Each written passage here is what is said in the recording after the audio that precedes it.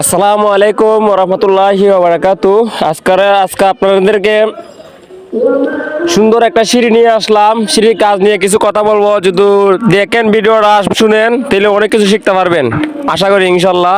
আমি ভিডিওটা শুরু করলাম, আপনারা দেখেন। আপনারা বলে সিঁড়ির টান কিন্তু অনেক মিস্ত্রিরা নাপটা বুঝে না। আজকে তার জন্য এই ভিডিওটা আমি নাপটা বুঝিয়ে দিব ইনশাল্লাহ, আপনারা ভিডিওটা দেখবেন।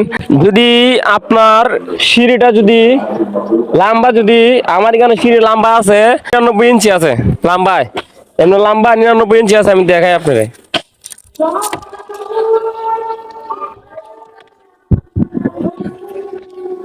এই যে শোল ফালাইয়া এইভাবে নাপটা লইবেন। এটা কিন্তু নিবা নাপটা লইলে আপনি এগোতে পারবেন। এখান থেকে শোল ফালাইয়া প্রথম ধাপটা নাপ লইবেন। এখানে 99 ইঞ্চি আছে, 99 ইঞ্চি আমি এখানে 11 ইঞ্চি করে প্রতিটি পাতা মারছি। একটা ধাপ থেকে আরেকটা ধাপের দূরত্ব হলো 11 ইঞ্চি।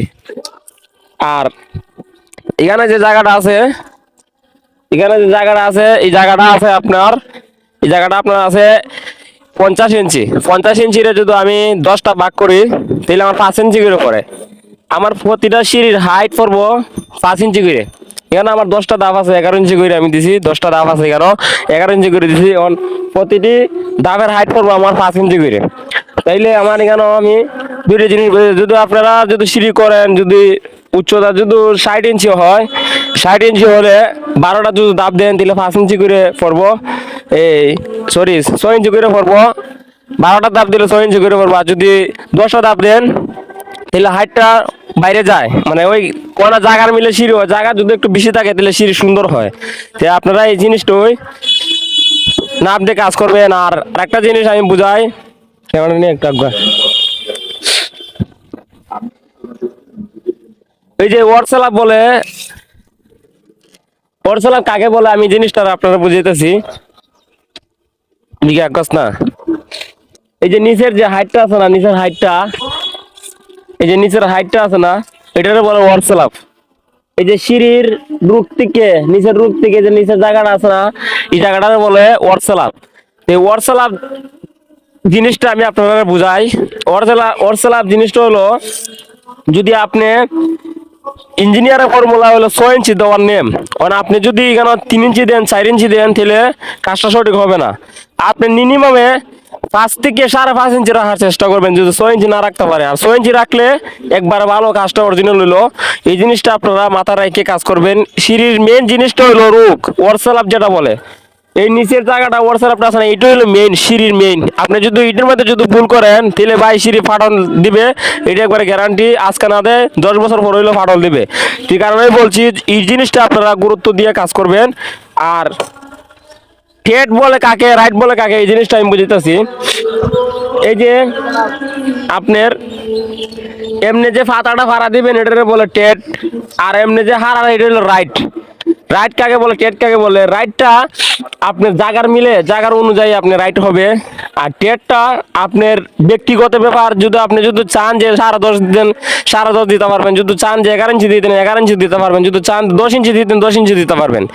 কোনো ক্ষেত্রে দেখা গেছে আমার 10 ফিটের উপরে জায়গা যদি তাহে 10 ফিটের হইলে ধরেন না 120 ইঞ্চি, 10 ইঞ্চি করে দিলে 12 ধাপে হয়ে যায়। আবার কোনো সময় দেখা গেছে আমার 12 ইঞ্চি, 12 ফুট থেকে বেশি হয়। 12 ফুট থেকে বেশি হইলে ধরেন 2 ইঞ্চি যদি বেশি হয় তাহলে আপনি 12টা ধাপের মধ্যে বাট করে 3 ইঞ্চি জায়গা দিয়ে দিতে পারেন। এটা হইলো মনে করেন কাজের নিয়ম। আপনি হিসাব যদি করেন, হিসাব করে কাজ করলে প্রত্যেকটা কাজ আপনি সঠিক পাইবেন। আর একটা জিনিস আপনার দেয় উফরাস,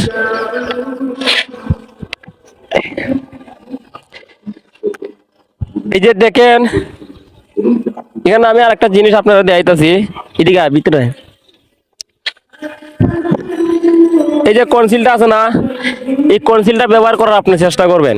এই কনসিলটা হলো মেন জিনিস, এই কনসিলটা আপনারা ব্যবহার করবেন। এই কনসিল হলো মেন জিনিস।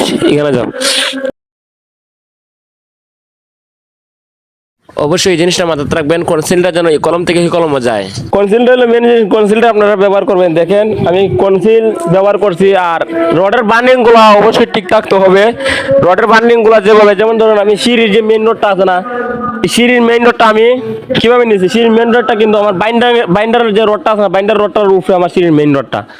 এই জিনিসটা আপনারা হেল করে কাজ করবেন। সিঁড়ির মেইন রড কখনো নিচে দিয়ে দিবেন না, বাইন্ডার রডের উপর থাকবে। বাইন্ডার রড যে রডটা আছে না, বাইন্ডার রডের উপরে সিঁড়ির মেইন রডটা থাকবে। এই জিনিসটা আপনারা হেল করে কাজ করবেন। আর যে এখানে যে দাব আছে, এখানে কিন্তু আমি যে রুকটা আছে না, রুকটা কিন্তু আমি এখানে 5 ইঞ্চি রাখছি। এই যে 5 ইঞ্চি রাখছি আমি এখানে, আমি 5 ইঞ্চি রাখছি। আবার দেখেন একটা জিনিস আপনারা বুঝাই, দিকে যাও তুমি।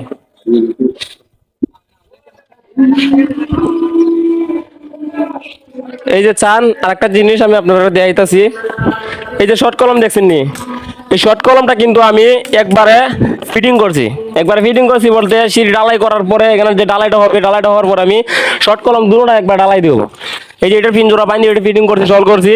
কাঠটা আমি ছুটিয়ে দিব, ছুটিয়ে আমি সল করার অন্যভাবে ব্যবস্থা করব। এটা কিন্তু কাজটা কিন্তু একবার অরিজিনাল হবে, যার কারণে আমার সময় আছে এত, এই কারণে আমি সিঁড়ি ঢালাই করে আমি দুটোটা শর্ট কলম ঢালাই করতে পারবো। এই কারণে কাজটা আমি একট করে নিতেছি। আর আপনারা যারা সিঁড়ি সম্পর্কে যদি যদি বুঝার ধারণা না থাকে, অবশ্যই আমাকে কমেন্ট করবেন, আমি বুঝিয়ে দিব।